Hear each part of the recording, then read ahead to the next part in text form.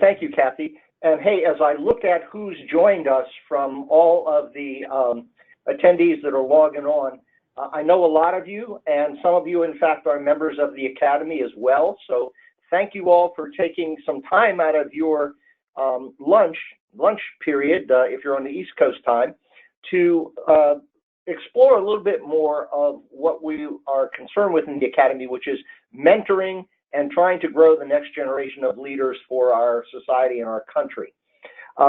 We are really privileged to have Colonel Ray Kimball with us today. Colonel Kimball is a classmate of Kathy's at the United States Military Academy, and like Kathy, is an aviation branch officer. You can look over his left shoulder there as you look at his badges, and the second one up tells you he's an Army aviator. And he did some time at Fort Drum. We were talking about that just before some of you joined. And I know he then moved on to command a maintenance group of the Cavalry Squadron of the 3rd Infantry Division. He has deployed in Operation Iraqi Freedom around 2003. And then following that, got himself a master's in history and taught history at the Military Academy, and then had what I think is pretty neat for an Army officer. He got the opportunity to work in the White House and work on European affairs. And as you all know, that's a pretty complicated business. And then he went over and worked again on the policy level in Afghanistan, and then came back, got a doctorate in education, and part of his doctoral dissertation was on mentoring both non-commissioned officers and officers, and he has prepared guides for mentoring the non-commissioned officer corps, mentoring the officer corps, and we're fortunate enough. He is currently a professor at West Point, but he's also made a couple of these presentations for us for our young members and for our non-commissioned officer, our enlisted council. So again, feel like this is really the third of a series of 3, and we're privileged to have him. He does have a number of Army awards, Combat Action Badge, Meritorious Service Medal a few times, Bronze Star, and also is married to another Army officer who teaches there at the school as well. And probably most importantly for the future, has a son, Daniel, that he and his wife, Mindy, are mentoring on their own. So with that, Colonel Kimball, I turn the webinar over to you, sir, and ask you to lead us through this. Neil, thank you very much. I really appreciate the opportunity to speak with this audience, with the Academy of Fellows. Really, a distinguished and diverse group, and so it is a great honor for me to be here talking with you today. Because this is such a diverse group, I deliberately titled my talk, Mentoring Matters No Matter Where. I recognize that there's a lot of different backgrounds, there's a lot of different workplaces represented here. And so I wanted to make this topic as applicable as possible to a broad audience. So as I go through my materials, I'm going to talk first about the broader literature on workplace mentoring for specific categories, and then I'll give some examples and talk about my specific research in Army mentoring that I've found. And as Kathy mentioned, I will definitely leave time for questions, because I find that when I do seminars like this, I learn as much from the questions that are asked and the experiences that are shared through those questions as what I give. So I'm genuinely excited and looking forward to seeing your questions and seeing what it is that is on your mind with respect to military mentoring, or to workplace mentoring, I should say. Excuse me for, sorry, just one moment. I need to clear my throat.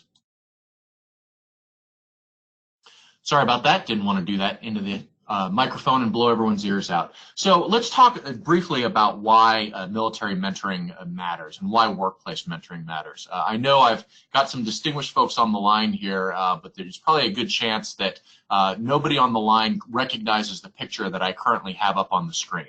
And don't feel bad if you don't, because I've given this talk to a lot of different audiences, military and civilian, including a group of military historians, and nobody recognized him either. If you don't recognize him, that's okay. but you probably do recognize the other three pictures that I just put up on the screen. And they are, of course, General George Marshall, General Dwight D. Eisenhower, and General George Patton. Let me talk to you about how all of these four connect and why mentoring is involved in that. The gentleman on the left is Colonel Fox Connor. And Fox Connor is the most important American military officer that you've never heard of. And that's because he played a critical role in the professional development of all three of these men's lives. So let me tell you the story briefly for each of them. George Marshall in 1917 is a junior lieutenant serving on the staff of the Allied Expeditionary Force. He is the assistant to the assistant to the assistant to the G3, which means that nobody really cares about what he has to say as long as he makes the coffee and makes paper move in a timely manner.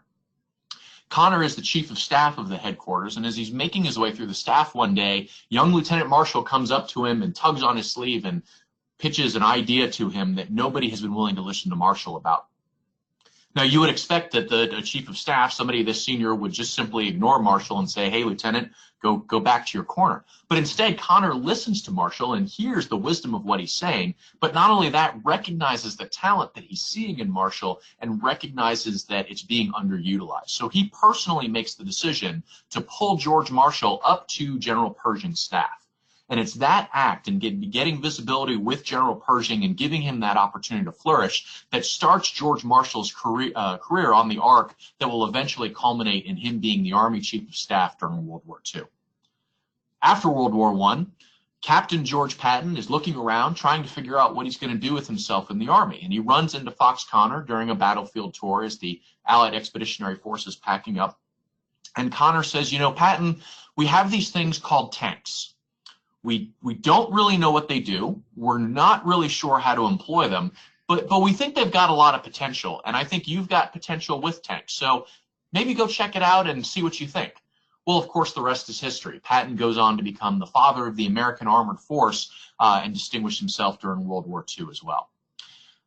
Finally, with the story of Eisenhower. So in the mid-1920s, Eisenhower is a mid-career officer who's basically kind of stagnated at his rank. He's not going anywhere, and he's miserable. His family hates the Army, he hates the Army, and really the crowning, the straw that breaks the camel's back is when Eisenhower gets told that he's going to spend a year tour in Panama unaccompanied by his family.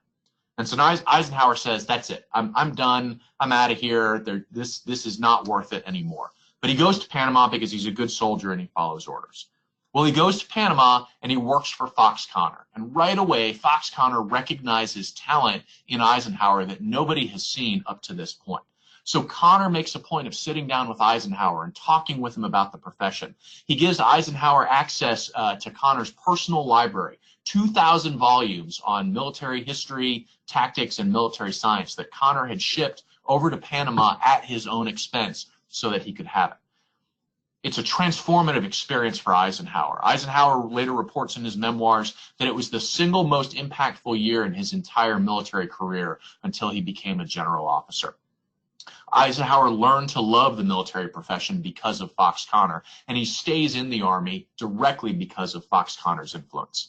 So I share this story whether you're in the Army or not, whether you're in the military or not, because I think it's an example of how the right amount of mentoring applied with the right people at the right time can have impacts downstream that you can't possibly predict. When we talk about mentoring, it's really easy for definitions to get confused, for lines to get blurred, and so I think it's really important to spend a couple of minutes defining the terms that I'm going to use in this webinar. When we talk about mentoring, there's a couple things that distinguish mentoring from other aspects of individual personal development. First is that mentoring relationships are voluntary relationships. There is no such thing as a mandatory mentoring relationship. If you are forced into a relationship, it is not mentoring. Now, there may be mandatory opportunities where someone can consider mentoring. There may be mandatory programs for people to participate where they are provided the opportunity to pick mentors. All of those are entirely appropriate and can be helpful. But when we talk about the actual formation of the relationship, for a mentoring relationship, that is entirely the province of the two people that are forming the mentoring pair. Otherwise, it's not mentoring. The other piece that I would emphasize on a mentoring relationship is mentoring relationships are characterized by mutual trust and respect and benefits to both parties. There is this misconception that only the junior person in the mentoring relationship benefits from the relationship, but that's not true. Both parties in a mentoring relationship should and do benefit from it. So if only the junior person is getting benefits, it's not mentoring. And I'll talk about some other categories that it can potentially fall into. The other thing that I wanted to spend a moment on is the terms of mentor and protege. The only thing that distinguishes a mentor from a protege is their level of experience. Not their rank, not their position, not their age. Although certainly all of those can serve as initial proxies for determining somebody's level of experience, when it comes down to it, when you're talking about what differentiates a mentor from a protege, it's only the level of experience. Now, some of you may have heard the term mentee used in place of the term protege, and I will tell you that throughout the literature and workplace mentoring, the two tend to get used interchangeably. I will tell you that I prefer the term protege because to me the term mentee overwhelmingly sounds passive. A mentee is something that something gets done to rather than being an active participant themselves. So I prefer the term mentor and protege, but if you prefer mentee, feel free to mentally substitute in mentee everywhere that I say protege. So I talked about what constitutes mentoring and what doesn't. And a lot of times one of the things that gets confused with mentoring is coaching. So what I did was I just took some characteristics from the broader literature on workplace mentoring and put some things up there to help differentiate for people about what differentiates coaching from mentoring. And there's a lot on there, but really what I would say is that the bottom line is coaches tend to be assigned. They tend to be selected. Maybe they're assigned by an outside source, or maybe they're assigned by the individual. But the overwhelming flow of information, the overwhelming flow of knowledge comes from the coach, comes from the senior person to the person who is receiving the coaching. So it is a much more one-way transfer of knowledge versus a two-way transfer of knowledge. Now, you'll also hear counseling referred to in this respect. And so many times counseling and coaching seem very similar. I typically differentiate coaching as something that's typically initiated voluntarily, whereas counseling is typically initiated due to a requirement or due to a perceived lack of particular skills. So that's what the broad workplace mentoring literature has to say about coaching versus mentoring. When I've done my studies and I've asked people about coaching versus mentoring, folks largely feel the same way, although in a lot of cases there's no real consensus on where they overlap.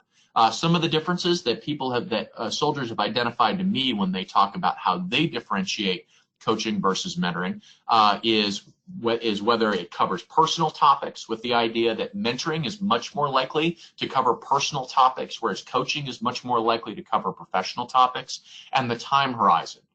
Coaching tends to be much more short duration, mentoring tends to be much more long duration. Now, on each of the slides that I show you from my study, one of the things that I'm going to include is a quote from my participants, because my participants were fantastic in what they shared with me, and in many cases, frankly, they said it better than I could possibly rephrase it. So I feel obligated to share with you their observations. And so you can see Josh, who differentiated coaching as a step down from mentoring. He saw it as a component, but he saw it as something that potentially fell short of what mentoring can present and what mentoring can offer an individual.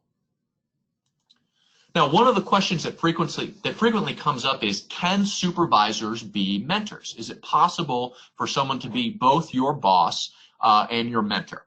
And what the literature says is yes, but with conditions.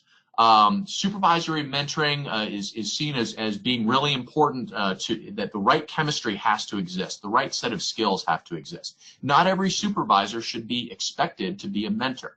Not every supervisor has what it takes to mentor all of their individuals. Supervisory mentoring is heavily linked with organizational benefits. Folks who had mentors as their supervisors did seem to benefit more from folks who had no mentors at all, or from folks who had mentors who were outside the organization, and that having that mentor as a supervisor helped them better understand the organization and, frankly, potentially open some doors for them. Supervisory mentoring was also heavily tied to formal mentoring, in that formal mentoring programs, and when I say formal mentoring, I mean programs that are established by an outside organization. So maybe it's established by the workplace. Maybe it's established by a particular program that others participate in. But any mentoring match that happens because of agency outside of the two individuals is typically characterized as formal mentoring. And formal mentoring systems tended to overwhelmingly produce supervisory mentoring matches. Now, I will admit that this was a real mental block for me when I started my research, because I felt very strongly that supervisors could not be mentors in the military, because in the military we don't get to pick our supervisors. They get assigned just like we get assigned. But when I started interviewing my participants, both my NCOs and my officers, all of them pushed back on me and said, no, I've had mentors or I've had proteges that were either supervisors or I was their supervisor. And they really emphasized that bond came, that first it was unique, that it didn't happen with everybody, and it came because of a particular connection that was particular resonance between those two individuals. It typically originated from a leader-initiated developmental relationship. So a leader would see something in a subordinate and say, I'd like to develop you further. I think you have something, I think that I'd like to try and bring out a little bit more. But they also emphasized that supervisory mentoring did tend to be rare and generally limited by circumstances and position. So again, I really need to reinforce this. It is not realistic to expect that a supervisor serves as a mentor to every one of their subordinates. By the same token, in those areas where supervisors and subordinates can make a connection that can lead to mentoring, that ought to be encouraged. And Earl has a great point here of when people say, hey, you're wasting your time, an empathetic leader can grasp that and say, okay, that's fine. We're not going to match as mentor and protege. Let me help you find someone else. Let me help you connect with someone else who can give you the individual professional development that you need. One thing that comes up on here periodically is concerns about supervisory mentoring and showing favoritism. And this was something that was stressed by all of my participants, that their supervisors who were mentors took great care to make sure that all of the people in their organization were provided for, and that the folks who were their proteges were not seen as getting an undue advantage or getting undue attention. Now, when we're talking about different kinds of mentoring pairs and we're talking about different kinds of how mentoring works, another question that often comes up is the question of peer mentoring. So certainly it makes sense that a supervisor could be a mentor because of the supervisor's position, but what about peers? Well, once again, the literature on workplace mentoring is pretty clear that absolutely peers can be mentors. Remember that once again, the key differentiation here is experience on a different area. So just because someone is your peer with respect to position or rank or age doesn't mean that your experience sets are exactly the same. And this leads to a really interesting phenomenon in peer mentoring called mutuality. And mutuality is the idea that among peer mentors, that the roles of mentor and protege are not fixed, and they can actually flip depending on the kind of experience. So for instance, a mentor-protege pair, when it comes to workplace knowledge of a specific workplace function, one individual has more experience than another, and so serves as the mentor, vice the protege. But then when it comes to career opportunities outside that workplace, perhaps the other individual has greater experience in that area. And so in that peer mentoring pair, that individual serves as the mentor and the other individual reverts to the protege. So peer mentoring is definitely much more fluid than conventional mentoring. It occurs mostly among younger pairs. Again, this is where the differences in experience tend to be very subtle and very graded. And the literature makes it very clear that when it comes to looking at organizational support and the levels of organizational support that people get, that peer mentoring is definitely comparable to other forms of mentoring and works very well for helping socialize people and bring them into an organization and into a profession.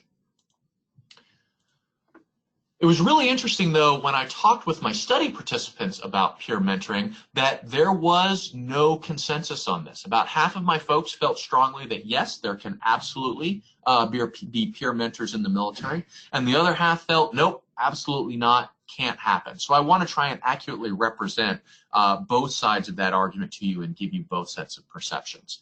The folks who saw peer mentoring as a possibility and felt it was a possibility, they saw that peer mentors could bring a depth of engagement that maybe they weren't necessarily able to achieve with other more conventional mentors. It felt like it was easier to grow and easier to connect with those peer mentors. For the folks who negatively perceived peer mentoring or felt like it wasn't a thing, they felt that it was very difficult to differentiate peer mentoring from kind of the routine assistance that people gave and that was expected as part of military culture. One thing that both groups agreed on is that the inherent peer competition that is part of the military culture, as peers, you are competing for the same ranks, you're competing for the same assignments, you're competing for the same jobs at particular installations. And so that peer competition definitely inhibits possibilities for peer mentoring because people do see themselves as competition in one another. You can see the quote there from COL that illustrates that, of where people are invested in being the top block and, hey, I have to be the best, and if you have to fail for me to be the best, so be it. As you can imagine, that is inherently corrosive to peer mentoring and makes it very, very difficult to achieve. One question that often comes up is a question of cross-gender mentoring, men mentoring women and vice versa. And there are a lot of different practices and there are a lot of different outcomes when we look at the literature on cross-gender mentoring. One of the things that gets reiterated time and time again is one of the things that limits cross-gender mentoring and makes it very difficult to do is the potential for perceptions of misconduct, where men and women who are in mentoring relationships are perceived as having intimate and romantic relationships or are seen as engaging in misconduct. And so one thing that I think is really helpful to illustrate this is this chart of levels of intimacy that's on here. Because it's important to keep in mind that mentoring relationships are intimate relationships. You are sharing intimate details. You are sharing parts of your life and parts of your experience that you don't necessarily share with everyone. But we have to differentiate between intimacy and romance. Intimacy is an inherent part of mentoring. Romance is not. And so you can see on the chart where it talks about productive levels of intimacy, where it talks about that the right level of intimacy allows you to achieve a level of productivity, a development of respect. Unproductive intimacy, which is too much intimacy that shades into the area of romance, leads to sexual liaisons, leads to perceived favoritism and distrust, and is ultimately corrosive for professional development. Likewise, unproductive distance, where people shut themselves off for fear of this perception of misconduct, where people wall themselves off, results in a less than desired productivity development. It makes people think that you're simply not interested in them and that you don't care. So cross-gender mentoring is complicated, but it can be done and it can be done well if you're willing to strike that balance in terms of levels of intimacy. When we talk about cross-gender mentoring in the military, there was a wide range of experiences from the person that I worked, the people that I spoke with, and the people that I talked with. The single biggest differentiator that pointed to whether or not somebody had a cross-gender mentoring experience was whether or not they served in a combat arms branch. And that's because for so many years, the combat arms branches were closed to women. Now, I want to make one thing clear. It wasn't that they didn't have female mentors because they didn't feel like they couldn't learn from women. It was just simply that they never had the opportunity to have sustained professional exposure to women to the point where they could evaluate them as potential mentors and then build that bond. Now that the Army has lifted restrictions on women in the combat arms, I think you're going to start to see this change here and change very rapidly.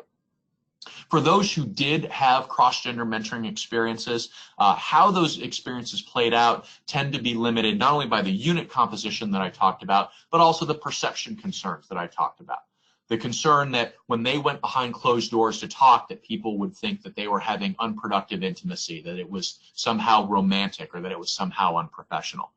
Also, several members talked about the fact that their spouses would get concerned about when they had a mentor of the opposite gender, and that spouses would say, well, what's going on there? You can see the story from Jean there below, where one of her NCOs that she served as a mentor to, the NCO didn't want to admit to his wife that he had a woman both as a boss and a mentor, and so would literally ask Jean to be quiet in the office when his wife would call. Now, interestingly enough, the way this story ends up, this NCO's wife actually meets Gene at a military ball, and as you can imagine, the conversation between that NCO and his wife was pretty epic afterwards. The bottom line is, in terms of are there differences in cross-gender mentoring and what people get out of it, there's really no consensus on that on the people that I talked with. Some folks felt that it was very similar in terms of how it played out and what benefits came, and other folks felt that it was very, very different and that cross-gender mentoring really served different purposes than single-gender mentoring did. So I've given you a lot to chew on. I've thrown a lot out here so far, and right now I suspect one of the things that's on your mind is, that's great, but what do I do with all of this? What can I actually take away from all of this in order to actually improve my own mentoring practices? And it's a fair question, and I really want to make sure that I address it. So let me start with the idea that mentoring should be a reflective practice. And what I mean by that is you should think about your mentoring experiences and think about what you're getting out of them. But it's not enough just to think about them. You need to talk about them as well. You need to share your mentoring experiences with other people. And it's important that when you do that, that you actually use the terminology that refers to mentoring experiences. So if you're serving as a mentor to someone, refer to yourself as their mentor. Call them your protege and encourage them to call you their mentor and encourage them to refer to themselves as your protege. Especially for senior folks in the organization, when senior folks do this, it helps really socialize concepts of mentoring within the organization, and frankly gives people permission to pursue mentoring relationships of their own, because they see that it's encouraged and they see that it's powerful because it helped get you to where you were. So that's the first piece I would say, is really actively practice mentoring as a reflective practice. The second thing I would encourage you to do is focus on mentoring spaces rather than mentoring faces. And let me explain a little about what I mean by that. We have a natural tendency when thinking about mentoring that we want to go right to mentoring faces, which is I want the right individual, I want the right person. Well, the problem with that is, how do you identify that person? How do you identify who's right for you, especially in a workplace where people may not necessarily share that many salient personal details about themselves? So people can feel very blocked by not having the opportunity to identify a mentor or identify a potential mentor that they'd like to try a deeper connection with. So this is where mentoring spaces come in. Mentoring spaces are nothing more than workplace environments where people can get a better sense of one another through routine sharing. Mentoring spaces can be specifically designated. Organizations can have specifically designated mentoring nights or mentoring opportunities where folks are encouraged to share themselves. I know SAME does chapter meetings where folks are encouraged to share some of their ideas, some of their insights. But mentoring spaces can also be places as simple as the lunchroom, where people sit down and chat over lunch, the water cooler where people meet. Maybe there's a bar, or maybe there's a local hotspot where people hang out after work and share. The bottom line is, any place that encourages individuals to share more about themselves is a potential mentoring space, in that it can help you identify a potential mentor or a potential protege. Then once that bond is formed, then you can decide where you actually want to carry out your mentoring, where you actually want to carry out your engagement. The last thing that I would encourage you to think about in terms of facilitating great mentoring is, how do gender and ethnicity affect your mentoring? The single greatest predictor of the formation of a mentoring bond is whether or not the mentor and the protege look like each other in terms of gender and in terms of ethnicity. It far out predicts any other component, to include professional background, to include where people are in the workplace, and it's shown in peer-reviewed studies time and time again. And I mean, that makes sense, because we're naturally drawn to people who are like us. We naturally get a sense of comfort. But that means that folks who are underrepresented in a workplace may have will have future opportunities for mentoring, unless there is a conscious decision to reach out and make sure that those folks have opportunities. So one thing that I would encourage you to do is think back on your mentoring and think about, who have I mentored, or who have I had as a mentor who was different from me in some way, in some visible way? And if you can't identify any, well, that's worth some exploring on your part. That's worth going out and looking for those folks and looking for those opportunities to expand your own horizons as well as expand theirs. I know this is an educated group, so I always get the question of what are some areas that are potentially useful for further study. These are all very helpful in terms of looking at the larger literature in workplace mentoring. Kathy Cram's Mentoring at Work is the seminal work on there. It is still cited now almost 35 years after its publication. But two other great compilations of articles are the Blackwell Handbook of Mentoring and the Handbook of Mentoring at Work. They're great compilations from a whole bunch of different authors who have different perspectives and different ideas. So in terms of articles, Cram and Isabella's article about mentoring alternatives, which specifically focuses in on peer relationships, and then Payne and Huffman looking at how mentoring impacts organizational commitment. Because people, of course, always want to ask, look, does this actually help? Payne and Huffman do a great job of making the case that, hey, great mentoring programs help keep good people in the workplace. And as Kathy mentioned, I will humbly plug my own books as well, the Army Officer's Guide to Mentoring and the Army NCO's Guide to Mentoring. They are available in digital format from the SAME website, and you are absolutely free to share those with other military folks as you see fit. For folks who prefer their reading in dead tree, you can buy a copy on Amazon and get it that way. So I thank you very much for your time and for your attention. I did definitely want to save plenty of time for questions. So at this time, I want to just go ahead and open the floor for any questions or comments that folks have. And as Kathy mentioned, just go ahead and throw them in the chat box, and I will respond to them as they come.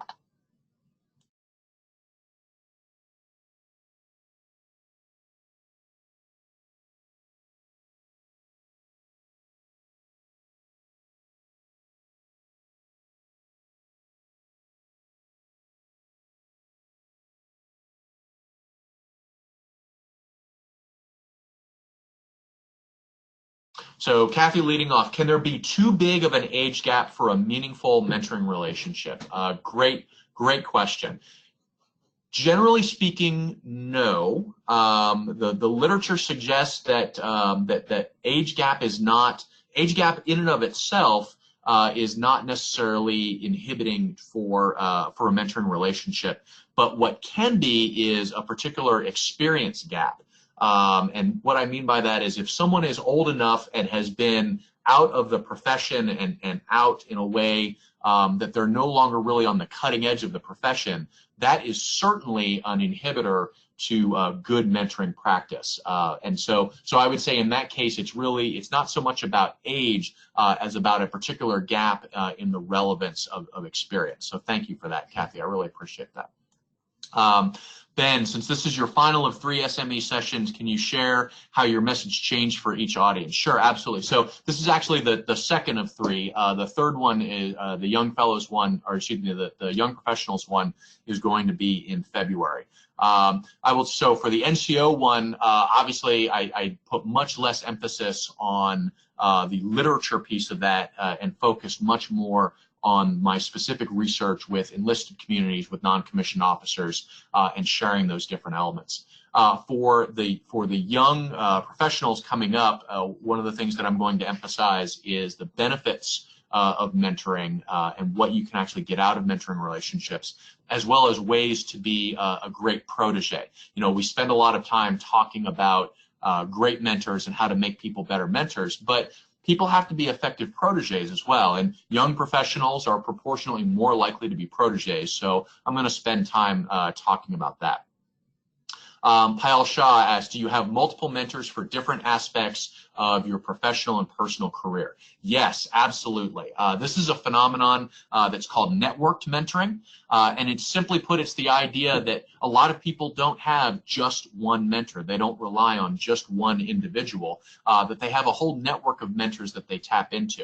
And in many cases that they'll tap into them simultaneously. So they'll have a particular issue or a particular problem that they'll wrestle with, and they'll have to think about, okay, who do I want to reach out to on this? They'll reach out to multiple people and get multiple different sets of inputs and different sets of thoughts, and then they synthesize that input into one kind of integrated approach on how they want to tackle it. I definitely have mentors that I go to for more personal aspects, vice professional aspects. I have both military and civilian mentors. For my civilian mentors, they have been really helpful in helping me think about work-life balance and where I want to strike things and how to handle family events as they come up, things like my son getting ready to go to college and how we manage that. Do I encourage him to take a gap year versus not? How, you know, what do I think about our household when my son finally departs? And then my military mentors are helpful in getting me to think not only about my career path, but about how I represent myself as a military professional, how I engage as a military professional. So yes, absolutely, it is entirely appropriate to have multiple mentors. The one thing that I think I would caution on that is it is possible to have too much of a good thing. You know, as a protege, you owe your mentors feedback on the advice that they're giving you, on what they're sharing. And if you are so overloaded with mentors that you're neglecting some of your mentors, I would argue you've probably got too many. So multiple mentors is fine. As with so many things, it is all about balance. Neil's question: any examples of mentoring going really sour and why? Absolutely. One of the examples that one of my folks shared with me was a non-commissioned officer. He had a senior non-commissioned officer who came to the unit, saw this non-commissioned officer as being just the exemplar of what he wanted an NCO to be, and they formed a mentoring relationship. And after about a month or two, the individual just turned, started belittling him, started badgering him, started openly bad-mouthing him in front of other non-commissioned officers. And it really wasn't clear why it had happened. And this individual tried to engage, tried to develop it, and ultimately for his own good, had to break off the mentoring relationship and say, no, you know, this is not what we want to do. This is not who I want to be, and I don't want to associate with this individual.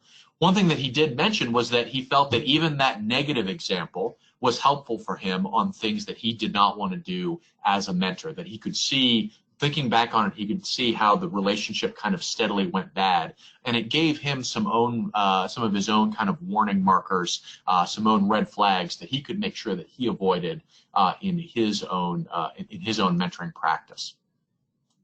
Don asked, did your study look at the impact of distant mentoring? Yeah, absolutely. So I specifically looked at this, I called this computer-mediated communications mentoring, or CMC. You can also call it e-mentoring, but it was basically the idea of how do mentoring relationships happen when they're not face-to-face.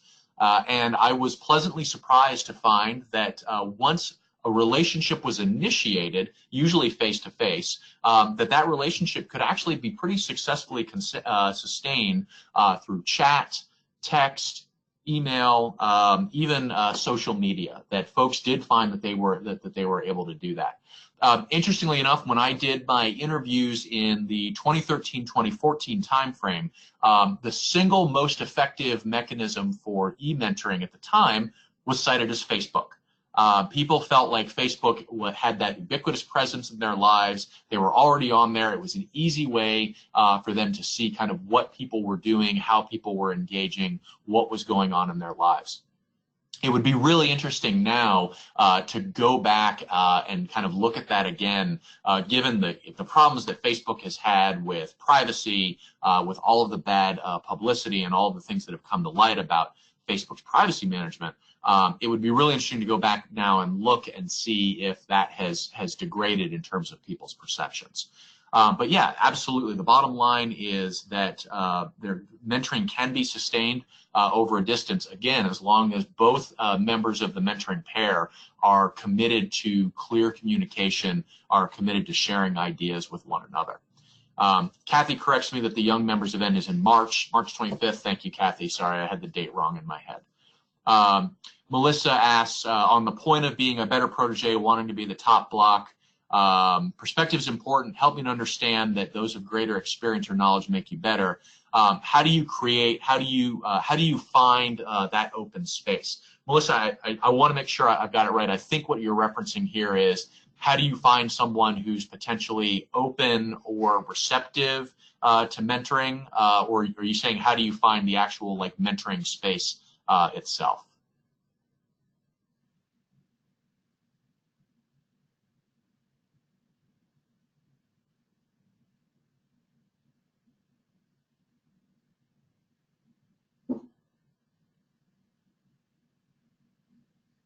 Both. I like it. Okay.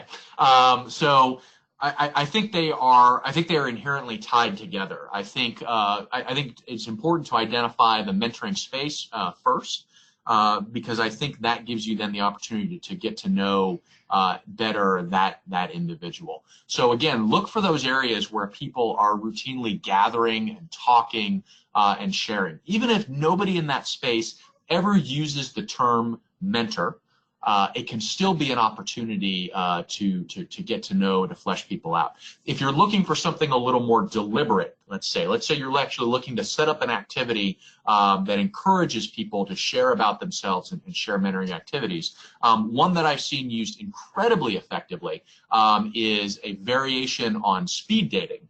For mentoring, which is where you get a group of folks who are interested, junior and senior folks who say, hey, I'm interested in being a mentor, I'm interested in being a protege.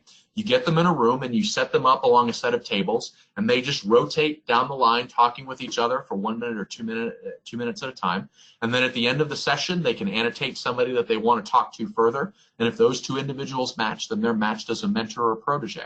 I've seen that work really well. I've seen it work really well where organizations do very deliberate training for mentors and for proteges and help them think more about mentoring practices and how they work. So really, I think it's just being deliberate about seeking out those spaces and seeking out those opportunities. Ben asks, is there value to mentoring small groups, or should you always try to narrow down to one-on-one? Great question. I can tell you that really mentoring in small groups is tough because, again, we're talking about a mutually beneficial relationship. We're talking about an exchange of ideas. We're talking about an exchange of benefits. It is really hard to have a small group that is so well attuned that everybody has that good mentoring match and has that ability to share. I think certainly small groups are great for identifying potential mentoring matches. But I think wherever possible, I think narrowing down to one-on-one is ultimately more beneficial for good mentoring practice, and I think just tends to succeed more in the long run. So Ben, I'm not saying can't be done, but I think it's helpful for really in-depth mentoring, especially if people are going to share deeply personal aspects of their experience. I think narrowing down to one-on-one is ultimately more beneficial. Kathy asks, any tips for industry mentoring government and vice versa? Yeah, how do you make this happen? So first off, I think participating in bodies like SAME that set up those opportunities for engagement in the first place. You know, we tend to more and more kind of live in our walled bubbles where we only engage with the same group of people over and over and over again. Maybe that's our workplace, maybe that's our neighbors, maybe it's our circle of friends on social media. But whatever the case, we do tend to kind of limit our sphere of engagement. So to the extent that you can participate in bodies that expose you to new perspectives, that expose you to different ways of thinking, to different ideas. Same thing goes with your online presence. Go to areas that have a perspective that challenges your ideas, that challenge that, and look for people that are engaged in those areas in a sincere manner. I'm not saying go find the biggest troll on a particular website and say, hey, will you be my mentor? That person's probably not interested in being a particularly positive contributor.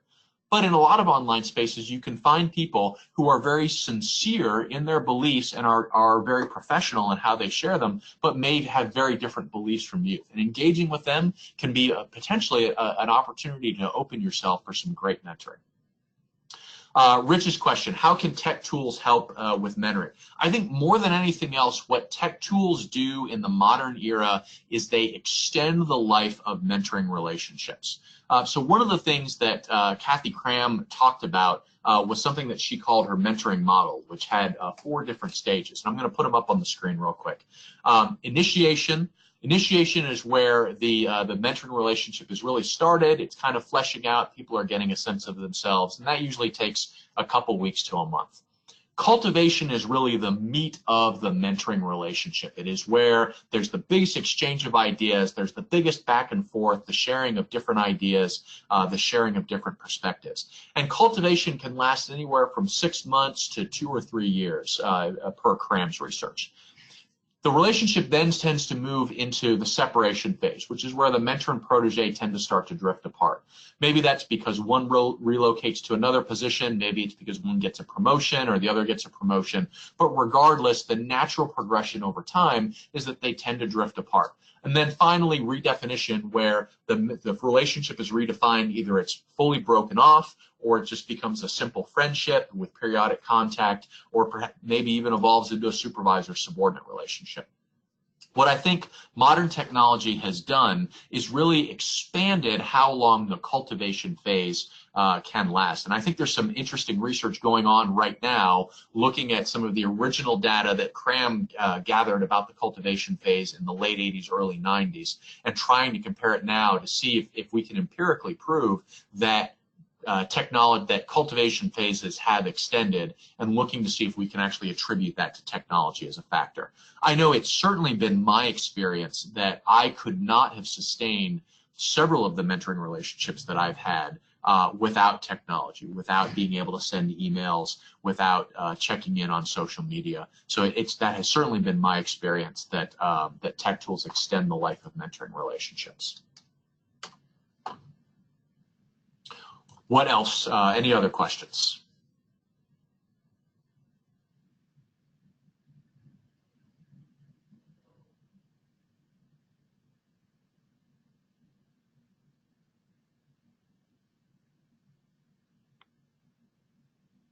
Looks like maybe we're all out of questions.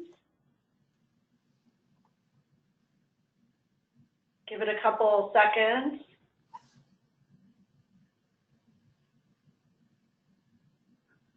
Okay, Neil, do you have anything else you'd like to say before we wrap it up? No, nothing of substance. Again, really want to thank Colonel Kimball for coming to this webinar, and some of us will be listening in on the next one as well. Great ideas. You know, as I sat here listening, I was thinking of one of my mentors, General Jed Brown, who was very influential in SAME, and so you know you kind of weigh those relationships against what you presented. So thanks for that little I don't know, framing of perspective. Really appreciate it. And I know there's a number of folks on here that you know, I've had some good, maybe not formal mentoring relationships with, but certainly very good professional relationships. So I'm glad you guys and gals are all on there. And I hope everybody got something from today. So again, thanks, Colonel Kimball, and we look forward to a continued relationship between you and SAME, and you know, more discussion about mentoring in our society. So thanks. Over to you, Kathy. Thanks, Neil. So just one last reminder, the PDH certificate will be available on the AOF webpage. Please give me an hour or two. The recording takes quite some time to download, but I should be able to get the PDH certificate up there pretty quickly. And also, please note there's another webinar. The Young Member webinar will take place March 25th, also at noon. And then Colonel Kimball will be speaking in person to AOF young members and enlisted at the AOF luncheon at JETC, the Joint Engineer Training Conference in Washington, D.C. And the luncheon is actually on Thursday, May 28th. So thanks, everybody, for joining, and I hope you have a great day. Goodbye. Thank you all very much.